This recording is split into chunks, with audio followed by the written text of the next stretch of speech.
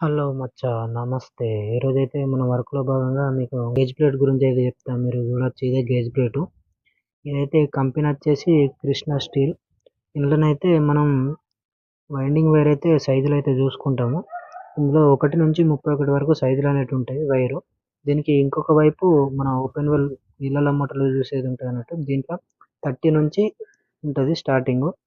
30 అంటే 0.3 నుంచి స్టార్టింగ్ ఉంటది. ఇందులో మన మీది మోటార్ అయితేనేమో 1-31 వరకు ఉంటది.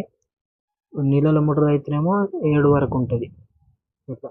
మనమైతే దీన్ని ఇందులో సైజులైతే చూసుకుంటాము. ఇవి వైర్లు. ఇప్పుడు ప్రెజెంట్ అయితే మనం సైజులైతే చూసుకుందాం. ఇలా వైర్ అనేది ఫ్రీగా ప్రెస్ చేయాలి. ఒకవేళ హార్డ్‌గా పోయినట్టయితే గేజ్ సైజ్ అనేది చేంజ్ అవ్వడం జరుగుతది. అందుకని ఫ్రీగా వెళ్ళిపోయేటట్టు చూసుకోవాలి. మన పీవీసీ వైరు, మన ఓపెన్ వీల్ వైర్ అయితేనేమో దాని మీద ఇన్సులేషన్ కోటింగ్ ఉంటది పీవీసీది. దాన్నైతే తీసేసుకోవాలి. తీసేసుకుంటేనే గేజ్ అనేది పర్ఫెక్ట్‌గా ఏర్పడుతది మనకు. ఇది కూడా అంతే. ఏదైనా అంతే సేమ్ హార్డ్‌గా వెళ్ళిందంటే అది వైర్ గేజ్ అనేది చేంజ్ అయ్యే అవకాశం ఉంటది కాబట్టి ఫ్రీగానే వెళ్ళిపోయేటట్టు ప్రెస్ చేసుకోవాలి.